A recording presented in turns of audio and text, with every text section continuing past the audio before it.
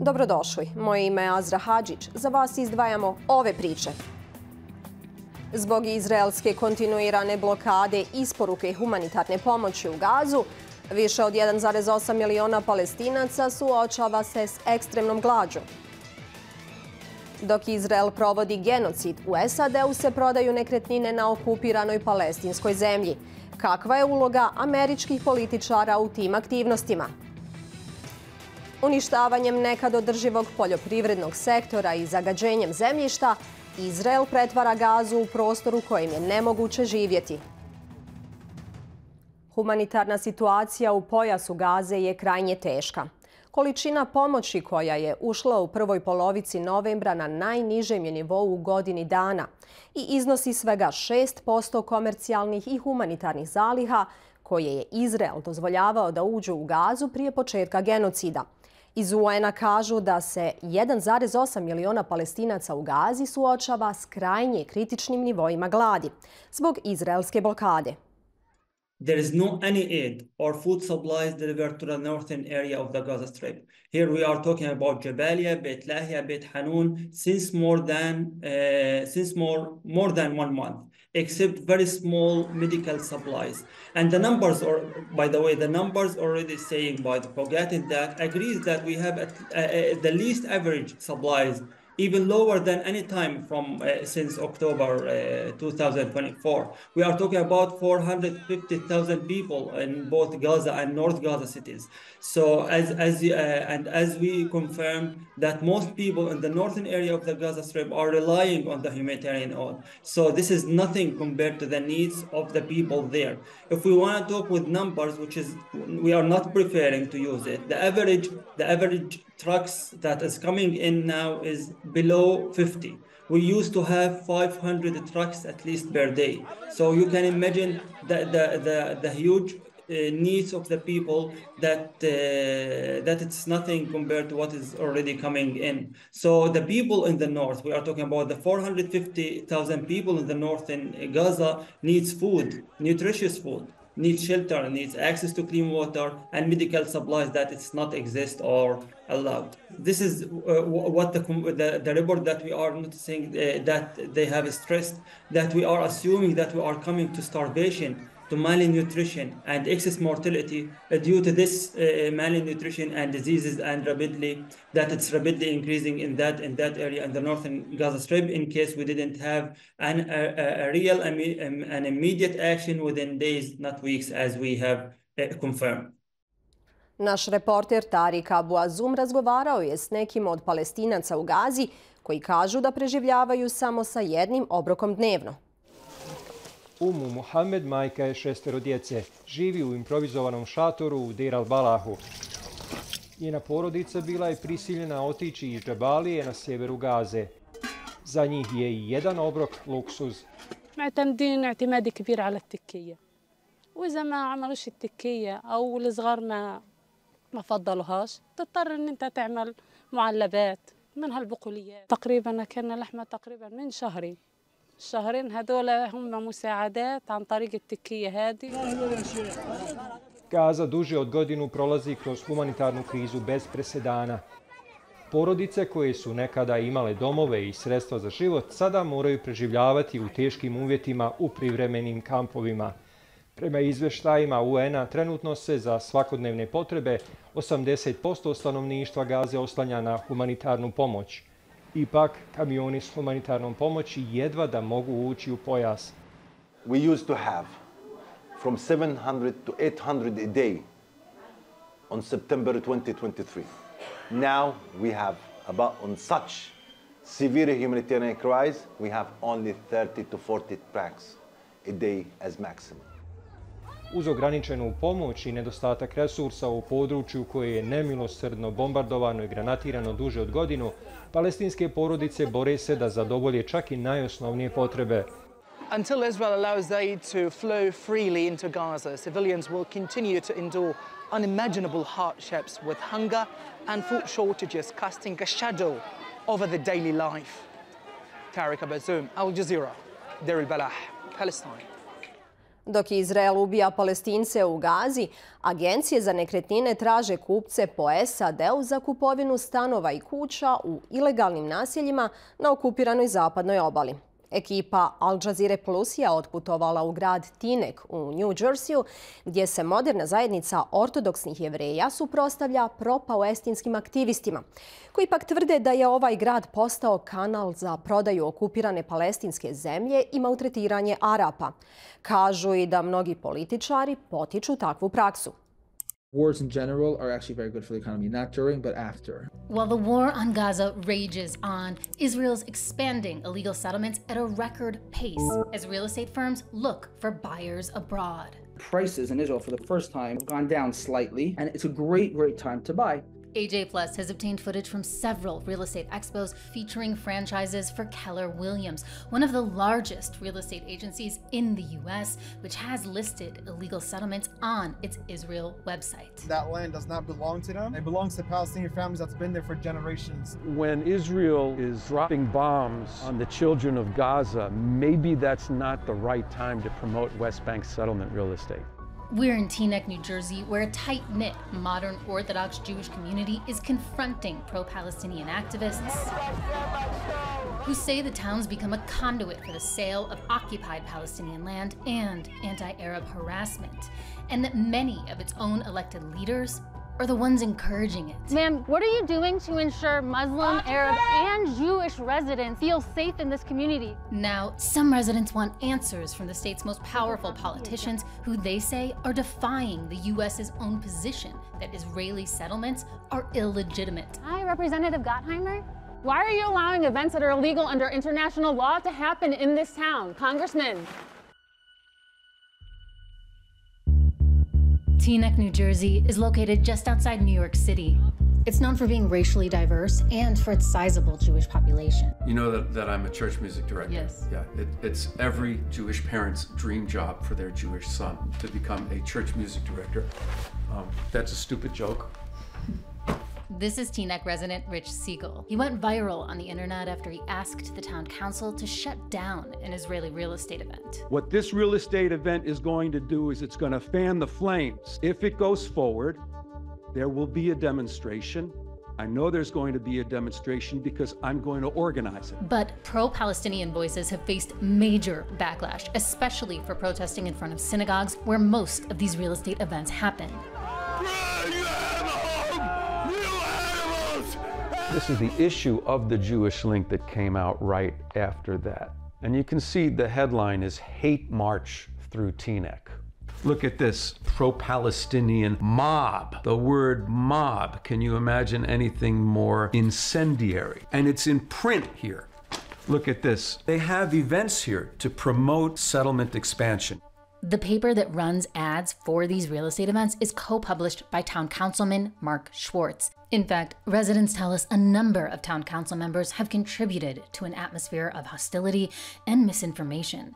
That includes Mayor Michael Pagan, who's denied Israel's genocide on Gaza, and Councilwoman Hillary Goldberg, a vocal supporter of Israel who's doxed pro-Palestinian activists on her social media pages and accused them of being anti-Semitic. Why are we out there, to hate Jews? Or are we out there because Israel's ruthlessly murdered over 32,000 people? And they're selling West Bank settlement homes directly to Jews here in New Jersey while this genocide is going on. So why are settlements a problem? Because they're Jewish-only communities built on stolen Palestinian land, and they're illegal under international law.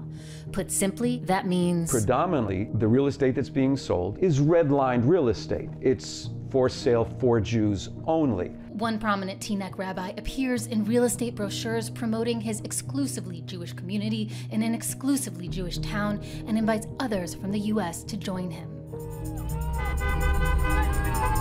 This is the synagogue right over here that's been hosting the real estate sales event. Some local Palestinian residents and allies hold car rallies to demonstrate against these events. They've asked not to be identified out of concern for retaliation by the public. Generations of our family members have lived there, and now they're going to be kicked out by some guy from Rhode Island or Staten Island, whatever his name is. And they're doing it openly, too. They're advertising it in newspapers, online, Instagram, everywhere. One company posted an image advertising pre-sale settlements in a visibly war-torn Gaza, calling it a joke. But Israeli real estate expos are a very real thing, where agents seek buyers in countries like the US, Canada, and South Africa. They've been happening in Teaneck for nearly 20 years. We're simply 20, 30, 40 cars driving by the town, and that alone is driving them nuts. You get people from all walks of faith, all religions, all races. You know, they say we're the violent ones, we're the ones citing hate crimes. We're just driving through town peacefully, and this is how we get attacked. That was a perfect example.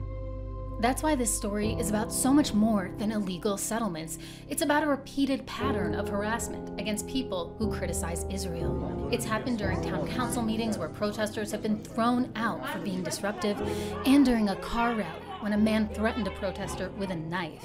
He was later arrested. I hear my neighbors saying that they're afraid. Afraid of who? I'm afraid. I'm afraid to leave my home. I'm afraid to go to the store down the road because they're threatening me. This is Reem Fakhri. Her teenage daughter Miriam and best friend Amar organized a protest to call for a ceasefire in Gaza. In response, adults in the town attended a huge counter-protest, including town council member Hillary Goldberg. She was spotted during the walkout filming the underage kids. Former councilman Keith Kaplan was next to her. Soon after, the girls started getting death threats.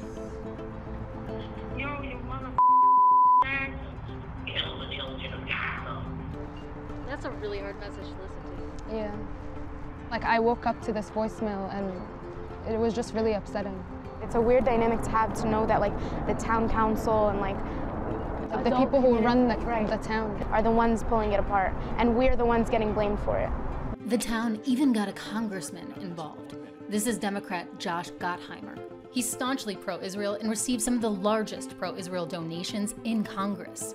He called the girls' protest anti-Semitic and triggered an investigation by the Department of Education. All I want to tell him is leave my daughter's name out of your mouth. Do not talk about my child that way. And our council people who decide that they also are threatened by high school children, what is this? Pro-Palestinian advocate Adam Weissman says people are weaponizing anti-Semitism. As a Jewish member of this community, it is vital to challenge this falsehood that speaking up for Palestinian human rights is anti-Semitic. This argument is used cynically, it's used in bad faith. Members of this community brag about coming back from freeing Gaza from Hamas. Synagogues knit hats for members of the IDF. This community makes major contributions to political action committees supporting Israel. We have politicians who again and again seem utterly beholden to the Zionist bloc in this community. And who use their power and platforms to smear pro-Palestinian voices, says Adam. In particular, town council members like Hillary Goldberg, who targeted Miriam and Amar's walkout. Hi, Ms. Goldberg. Angie from AJ Plus. Can I give you an interview, please? Can we talk? Ma'am, what are you doing to ensure Muslim, Arab, and Jewish residents feel safe in this community? They say you failed to protect them. Why does someone from New Jersey have more of a right to purchase property in the West Bank than Palestinians? It's my right to be here. You're an elected politician and you should be able to answer questions. It's your role as an elected official to answer questions. Fortunately, the building is closed until the meeting starts. So guys, if you guys don't mind, thank you. Well, I am just so honored to be able to give you guys a Zionist tour of Teaneck, New Jersey. Before we go any further, let's agree on a definition. Zionism is a movement to create a Jewish state on Palestinian land. Now, growing up Jewish and Zionist, I heard the expression redemption of the land a lot. And it sounds like a really good thing. We're redeeming the land by settling Jews there. But what does redemption of the land really mean? Kicking everybody else off, Muslims, Christians, and anybody else off the land and making it an exclusively Jewish land. Rich was actually a Zionist for most of his life, but he points to a pivotal moment in 2004 when he read about the Nakba. That's the word Palestinians use to describe their ethnic cleansing. It means catastrophe. Zionists, they made 750,000 people homeless in 1948 and many more in 1967, and it's been been a program of ethnic cleansing for 75 years. And Rich says Teaneck is continuing that legacy through these real estate events. One company that visited the town is called My Home in Israel, which had multiple settlement listings on its website. Separately, we noticed several franchises for Keller Williams also appear at these real estate events. When we visited the website for Keller Williams Israel, we found property for sale in an illegal settlement. Now take a look at this agency, Home in Israel, powered by Keller Williams. This is the owner of Home in Israel, Julian Shapiro. I visited his website to request a copy of the buying guide for foreigners, but after submitting my surname, which is Nassar, I received a strange reply. So what I got back was an email from Julian Shapiro, and the email just says, "This is a Muslim, warmest." Palestinian resident Rayed Hassan, who goes by Ray, says the discrimination he's experienced is so bad, he's suing the town over it. In Teaneck, in the United States, I feel like we're under occupation because they won't give us a permit to open up this building. He's been fighting for years to fully open his community center, AUCC, even though there was a church operating in the same building before him. Fact is, they don't want a mosque in this town. I was blatantly told to my face over my dead body. There are 2 other mosques in Teaneck. Technically, only a small part of AUCC can operate, but that hasn't stopped a few people from coming in. How long have you been training, Sonny? Oh, for about 30 years. Wow. You know, people ask us what AUCC stands for. The acronym AUCC is Al Ummah Community Center. The word Ummah is everyone, and not just certain type of people. It's all of God's creation. So we say here, as long as you believe in something bigger than yourself, and you want to do some good while you're here, then you found a home. Thank God that I found a place. Yeah. Alhamdulillah. There you go. There's the higher power. Teaneck residents like Ray say these real estate events violate U.S. anti-discrimination and civil rights laws. This is exclusive footage from an event that was moved online after protests against it. Right now, prices are have gone down slightly, but that's already even before the war because interest rates have gone up. As the war continues, I think the war is finishing up in Gaza. God willing, the North is a separate question. Sources we spoke with said people were vetted and asked to name their rabbi and synagogue as a test for entrance. A few didn't make it in. This could be considered illegal, but the U.S. has loopholes that sometimes make exceptions for places of worship. We have seen again and again the use of synagogues as a shield for these discriminatory events. The other shield is powerful politicians, like Representative Gottheimer, who is attending a fundraiser for his re-election campaign in the next town over. We are driving up to the site of the fundraiser this morning to see if we can ask Representative Gottheimer some questions. Hi, Representative Gottheimer. Hi, I'm Angie from Al Jazeera. Can I ask you a few questions? Hey guys, can you do me a favor? Congressman? Can we just ask you a few questions? Why are you allowing events that are illegal under international law to happen in this town? Congressman. Hi, good. This is Englewood Mayor Michael Wilds, who hosted the fundraiser. He's also the lawyer for Israeli Prime Minister Benjamin Netanyahu's son. Okay, good. Can we help you? Yeah, I'm Angie with Al Jazeera News. Very nice to meet you. Lovely to meet you as well, but try to be a little more calm. I heard that there was somebody screaming at the congressman. It wasn't you, right? I was just asking him a question. Am I up above the decibels of the sidewalk? No, it's okay. There's no enforcement of decibels. Noise ordinance wasn't violated. Thank you. Morning, Josh. How are you? Okay. I'll ask if he wants to see. Thank you so much. A few minutes later, a police vehicle showed up.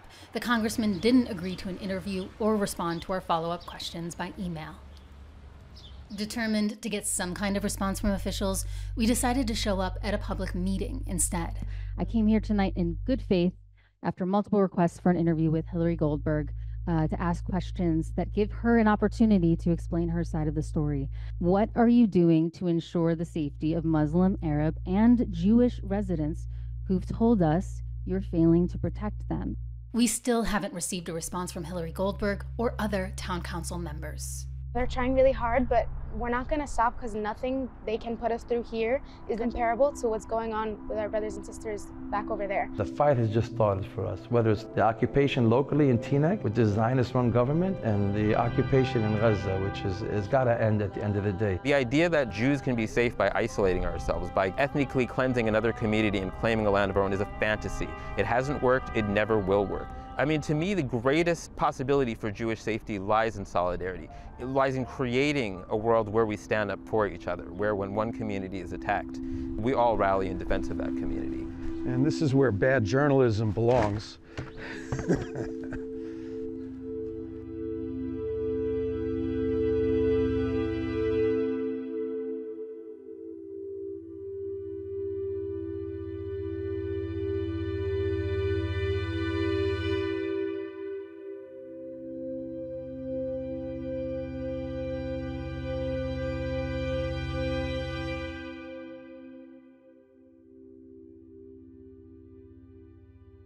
Prije agresije Gaza je, uprkos izraelskoj blokadi, imala funkcionalan poljoprivredni sektor. Poljoprivrednici su 2022. iz te enklave izvezli proizvode u vrijednosti većoj od $16 miliona. No to se promijenilo u godini dana jer je Izrael sistematski i namjerno uništavao poljoprivredno zemljište te ekosistem pojasa. Izvještava Nick Clark. Berbe su pomagale da se ublaži pritisak višegodišnje izraelske blokade. Bilo je nasada jagoda i prinosa slatkog krompira, kao i patliđana i paradajza, uzgajanih u plastenicima u Gazi. Bilo je nasada hurmi i maslina. A onda...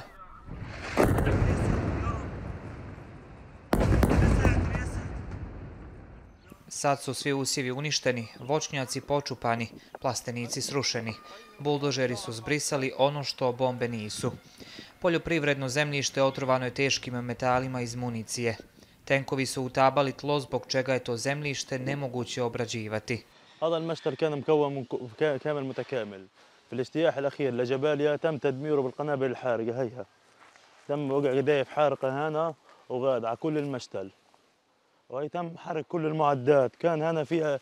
So satellite images analysed by Al Jazeera show that well over 60% of Gaza's farmland has been damaged or destroyed by the Israeli attacks. This is Beit Lahir in June 2023. It's an area famous for its strawberries, and as you can see, the fields are green and full of produce. But spin on 11 months and they're crisscrossed by vehicle tracks devoid of any produce. This is Zaytun. Again, the fields are green, but 11 months on, all the greenery has vanished. Zrak je zagađen prašinom i azbestom iz uništenih zgrada. Prema preliminarnoj istrazi programa UN-a za okoliš, Izrael je stvorio više od 39 miliona tona otpada u Gazi. Veliki dio kontaminiran je neeksplodiranim ubojitim sredstvima i drugim opasnim supstancama. The military actions so far have nearly destroyed most of Gaza's environment as we know it.